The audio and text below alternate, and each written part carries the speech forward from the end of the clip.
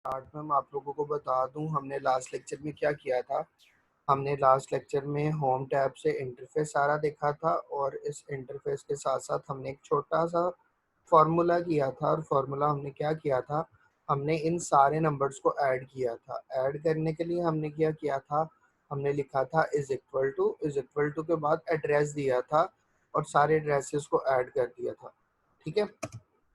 अब यहाँ पे एक और चीज आती है, आपसे अगर कोई पूछ लेता है कि जी difference between formula and function, कि फंक्शन और फॉर्मूला में क्या डिफरेंस होता है, आपने किस तरह से बताओगे। कहते हैं formula is customize by user.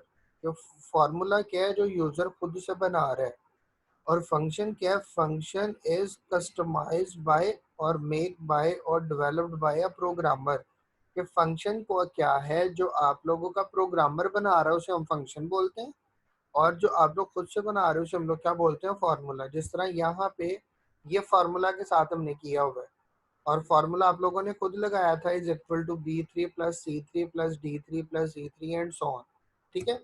अगर यही काम मैं फंक्शन के साथ करना चाहूँ तो फंक्शन बेसिकली करता क्या है, मैं आप लोगों को यहाँ पे एक चीज के साथ समझा देता हूँ व्हाइट बोर्ड पे। ठीक है। अब कहता है जी यहाँ पे मेरे पास एक फंक्शन है, और फंक्शन में वो कहता है सिंपल क्या होगा, फंक्शन का सिंटेक्स होता है इज इक्वल टू, उसके बाद फंक्शन का नाम, और फंक्शन के नाम के बाद पेरेंथेसिस के अंदर आ रहे होते हैं उसके आर्ग्यूमेंट। ठीक है। आर्ग्यूमेंट बोलते हैं या पैरामीटर बोलते हैं। अब आर्ग्यूमेंट क्या होते हैं मैं वो बताता हूँ। फॉर एग्जाम्पल एक फंक्शन है और उस फंक्शन का नाम है सम। ठीक है। अब इस फंक्शन का नाम है सम। अब सम का मतलब क्या होता है, ऐड करना। वैसे फंक्शन का नाम आप कोई भी रख सकते हो।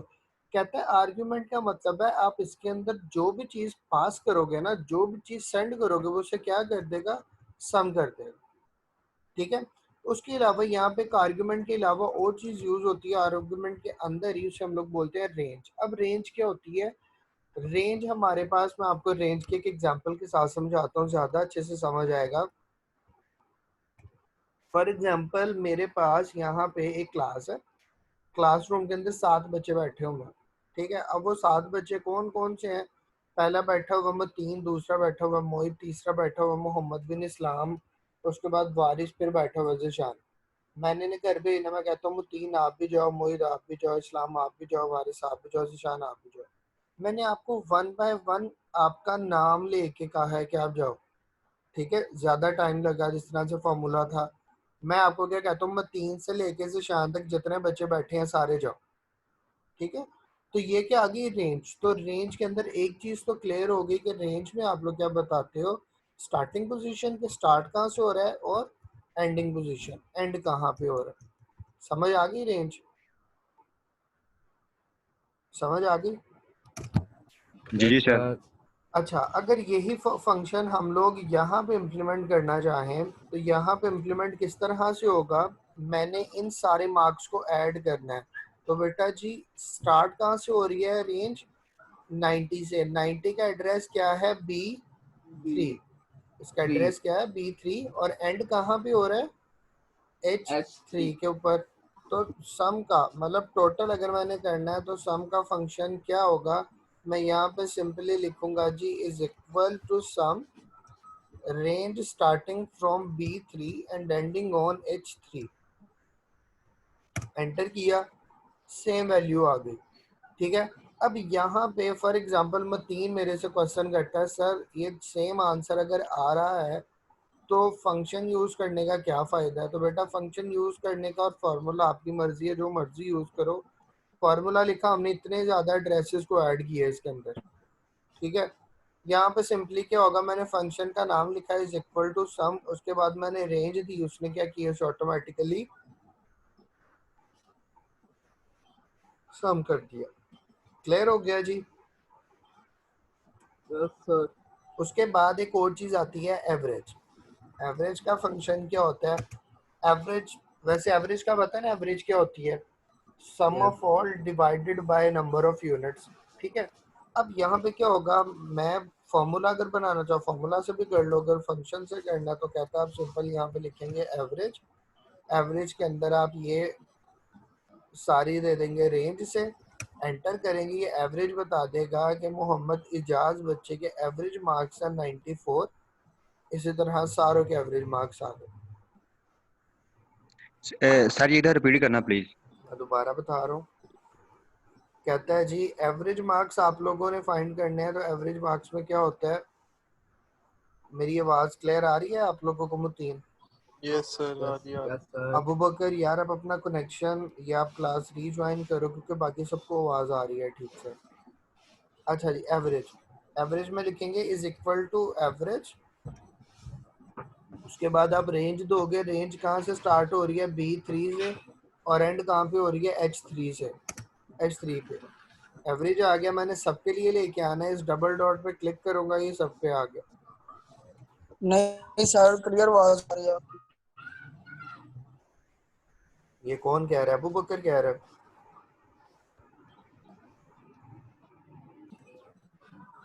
ओके, हम लोग यहाँ पे करने लगे कंडीशनल फॉर्मेटिंग।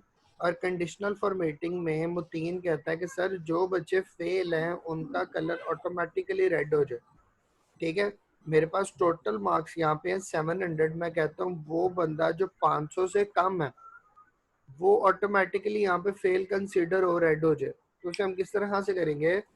कंडीशनल फॉर्मेटिंग पे क्लिक करेंगे, हाईलाइट रूल पे क्लिक करेंगे, लेस देन पे क्लिक करेंगे, और यहाँ पे हम लिखेंगे वो बच्चा जिसके 500 से नंबर कम है। 500 नंबर कम से अगर होता है तो यहाँ से आप कलर सेलेक्ट करते हो। कहता है light red fill with dark red text. क्या आपने उसे क्या करना है? जो लाइट रेड कलर का उसका टेक्स्ट हो जाए और डार्क रेड उसका ये सारा मामला हो जाए। ओके करोगे? ये लो जी।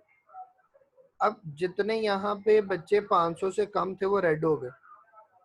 अब यहाँ पे हम एक और काम करते हैं। फॉर एग्जांपल ये जैनब मुनीर बच्ची है, मैं इसके यहाँ पे 50 नंबर कम कर देता हूँ। यहाँ पे जैसे ही वो फेल के कैटेगरी में आएगी ना, वो ऑटोमेटिकली रेड हो जाएगी। और अगर मैं इसे यहाँ पे इसके मार्क्स ज्यादा कर देता हूँ, वो रेड कैटेगरी से बाहर आ जाएगा बच्चा। समझ आ गई conditional formatting? Yes sir. Okay fine, एक बार हम इसे और ट्राई करते हैं। जी जी बच्चे बोलो। आगे सर समझ। ओके, इसमें एक और कोशिश करते हैं, और वो कोशिश ये है कि आप लोग कहते हो सर कंडीशनल फॉर्मेटिंग इस तरह से अप्लाई करनी है कि जहाँ पे वैल्यू 650 से ग्रेटर है, वो वाली वैल्यू मतलब वो अच्छे बच्चे हैं, उन वैल्यूज को हम लोग ग्रीन कर देते हैं। ठीक है, कंडीशनल फॉर्मेटिंग पे क्लिक, हाईलाइट रूल पे सर, क्लिक। जी जी सर मुझे ना, मैं लीव कर रहा हूँ क्योंकि मुझे ना इमरजेंसी होगी, तो मैं वीडियो देख लूँगा, तो काइंडली आप मेरी अटेंडेंस लगा दीजिए। आप क्या करोगे? हाईलाइट रूल, और यहाँ पे आप लिखोगे whose values is greater than 650। आप लोगों ने वहां पे क्या करना है? आप लोग कहते हो यार green fill with dark green text. Okay, okay पे क्लिक करोगे। एक ही बच्चा ऐसा है जिसके नंबर 650 से ज्यादा थे, वो क्या हो गया? ग्रीन हो गया। क्लियर हो गया? समझ आ गई? जी सर।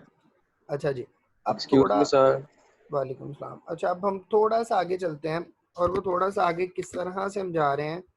कहता है जी आपने यहाँ पे इंसर्ट का टैब यूज करना है, और इंसर्ट के टैब में सब मामला वही हैं जो आप लोगों के पास माइक्रोसॉफ्ट वर्ड जब हमने किया था उसके अंदर थे। ठीक है, लेकिन यहाँ पे कुछ चीज़ों की यूजेज चेंज है। अब वो यूजेज किस तरह से चेंज है? फॉर एग्जांपल मैं चार्ट्स की एग्जांपल लेता हूँ।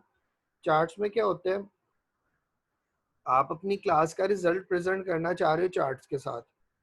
मैं यहाँ पे क्लिक करता हूँ कि किस चार्ट के साथ दिखाना है। कॉलम चार्ट के साथ मैं कॉलम चार्ट दिखाता हूँ आप लोगों को। ये क्लास का रिजल्ट है, student number 1, student number 2, student number 3। मुझे यहाँ पे वारिस कहता है सर स्टूडेंट नंबर 1 मुझे क्या पता कौन है, हम लोग कुछ इस तरह से चाह रहे हैं कि स्टूडेंट्स का नाम भी लिखा है। तो मैं क्या करूँगा? इसके साथ मल्टीपल सिलेक्शन में नाम भी सिलेक्ट करूँगा। लेकिन जब मैं नाम सेलेक्ट करूँगा तो वहाँ से वो अनसेलेक्ट हो जाएगा। तो मैं क्या करूँगा? कंट्रोल प्रेस करेंगे मल्टीपल सिलेक्शन के लिए। उसके बाद हम लोग यहाँ पे क्लिक करेंगे कॉलम्स पे, ओके करेंगे तो ये आ गई मोहम्मद एजाज, विशाल, पूरी क्लास का यहाँ पे हमारे पास रिजल्ट आ गया। क्लियर हो गया?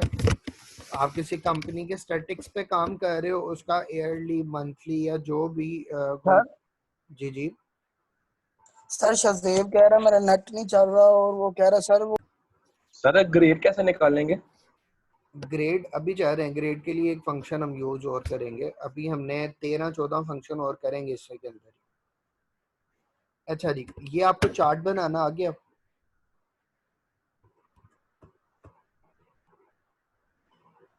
चार्ट बनाना आ गया?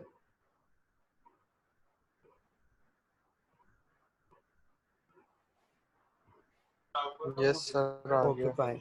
अच्छा जी, अब यहाँ पे हमारे पास कुछ लेआउट में चीज़ें और आती हैं, और वो लेआउट की चीज़ें क्या होती हैं? मार्जिन सेम एज जो वर्ड में किया। ओरिएंटेशन, ओरिएंटेशन क्या होती है? अगर आपकी ओरिएंटेशन बाय डिफॉल्ट पोर्ट्रेट है, मैं यहाँ पे प्रिंट की कमांड देता हूँ जी, तो प्रिंट की कमांड में सिर्फ फिजिक्स तक रिजल्ट आ रहा है, ठीक है। तो अगर मैं से यहाँ पे ओरिएंटेशन को चेंज करके करता हूँ लैंडस्केप पे, तो ये डॉटेड लाइन बता रही है कि यहाँ तक आपका प्रिंट हो जाएगा, मतलब ये पूरा डॉक्यूमेंट इस तरह से प्रिंट होगा, ठीक है। यहाँ पे मैंने आपको सिमिलर फॉर्मेटिंग करवाई थी। अगर आप लोग देखो, यहाँ से डॉक्यूमेंट किसी और तरह का लग रहा है, बॉक्सेस के साथ यहाँ पे डॉक्यूमेंट पे वो लाइंस नहीं आ रही हैं, तो क्या करोगे? मैं यहाँ से कुछ सेल सेलेक्ट करता हूँ। होम के अंदर मेरे पास एक चीज़ आती है फॉर्मेट पेंटर, और इस फॉर्मेट पेंटर को मैं इनके ऊपर अप्लाई कर दूंगा, ये सारे एक जैसे सेल हो जाएंगे। क्लियर हो गया? Yes sir. Okay fine. उसके बाद लेआउट में जो चीज़ आती है that one is print area. Print area क्या होता है? कहता है जी आपने कितना एरिया प्रिंट करना है। फॉर एग्जांपल मेरे पास इतनी बड़ी मार्कशीट है, लेकिन मैं प्रिंट करना चाह रहा हूँ सिर्फ इतनी चीज़, तो मैं क्या करूँगा? मैं इधर क्लिक करूँगा सेट प्रिंट एरिया, तो जो मैंने सेलेक्ट किया है ना, सिर्फ अब वो प्रिंट होगा कुछ इस तरह से, ठीक है। अगर आपको सिलेक्टिव प्रिंट करवाना चाह रहे हो तो आप उसे क्या करोगे? सेट प्रिंट एरिया के साथ पहले उसे बताओगे कि मैंने इतने एरिया को प्रिंट करना। जी डन हो गया यहाँ तक? Yes sir. ओके, अब हम कुछ छोटे छोटे से फंक्शंस करते हैं, और वो छोटे छोटे फंक्शंस कौन से हैं? पहला फंक्शन है जी, यहाँ पे मैं इधर ऊपर लिख देता हूँ, या चलो इधर ही जाने देते हैं फंक्शन को। पहला फंक्शन है मेरे पास सम, दूसरा फंक्शन आता है मेरे पास एक सम तो सॉरी कर लिया, एक है मैक्स, मैक्स के बाद आता है मिनिमम, मिनिमम के बाद आता है नाउ, नाउ के बाद आता है जी टुडे, टुडे के बाद हमारे पास आता है यहाँ पे फॉर एग्जांपल काउंट, काउंट के बाद आता है काउंट ए, उसके बाद हम करते हैं काउंट इफ, और एक आ जाएगा काउंट ब्लैंक। इसी तरह कुछ फंक्शंस और हैं, वो भी यहाँ पे लिख देता हूँ, फिर इकट्ठे करेंगे। हमारे पास कुछ फंक्शन आएंगे जिस तरह से if, sum if, count if, sorry मैंने इधर लिख दिया काउंट इफ, और एंड में आएगा हमारे पास एक फंक्शन नेस्टेड इफ। अच्छा जी, अब ये क्या चीज़ें होंगी वो करवाता हूँ आपको। सबसे पहले आता है मैक्स। नाम से पता चल रहा है मैक्स फंक्शन क्या करेगा, आप इसे जो रेंज दोगे उस रेंज में ये सबसे बड़ी वैल्यू को प्रिंट कर देगा। जिस तरह से आपने लिखा इज इक्वल टू मैक्स, और मैक्स के अंदर आप लोगों ने range they the starting from J3 ending on J17। Enter किया, कहता है इस सिलेक्टिव आउटलाइन के अंदर, इस सिलेक्टिव के अंदर, इस सिलेक्शन के अंदर सबसे बड़ी वैल्यू है 660। इसी तरह मिनिमम फाइंड करना इज इक्वल टू मिनिमम, और मिनिमम के अंदर आप लोग एक रेंज सिलेक्ट करते हो, एंटर करते हो, कहता है सबसे छोटी वैल्यू क्या है? 484, 484। Now is equal to now, sorry syntax थोड़ा सा गलत हो गया। नाउ अटेंडेंस वाले टू बार बार क्या हो रहा है? वो ना इधर ऊपर चढ़ जाएगा। अच्छा जी, नाउ में हम लोग कर रहे थे इज इक्वल टू नाउ, खाली पैरेंथेसिस छोड़ेंगे और एंटर करेंगे, क्या करेगा? डेट एंड टाइम प्रिंट कर देगा कुछ इस तरह से। टुडे में क्या होगा? इज इक्वल टू टुडे, हम लोग ब्रैकेट्स लगाएंगे, एंटर करेंगे तो क्या करेगा? जस्ट डेट प्रिंट कर देगा। मैं एक बार दोबारा करके दिखा रहा हूँ आप लोगों को। मैक्सिमम क्या करेगा? सबसे बड़ी वैल्यू, मैक्सिमम वैल्यू रिटर्न करेगा, इज इक्वल टू मैक्स। उसके बाद range starting from J3 to J17। लो जी, सबसे बड़ी वैल्यू आ गई। मिनिमम सबसे छोटी वैल्यू प्रिंट करेगा, गिवन रेंज, वो रेंज कोई भी हो सकती है। आप देखना चाह रहे हो सबसे कम वैल्यू किस बच्चे की है, ये भी आ गया। नाउ नाउ क्या करोगे? Is equal to now, brackets, enter करोगे, डेट एंड टाइम दोनों आ जाएगा। Today is equal to today, just date print होगी। क्लियर हो गया? Yes sir. यहाँ तक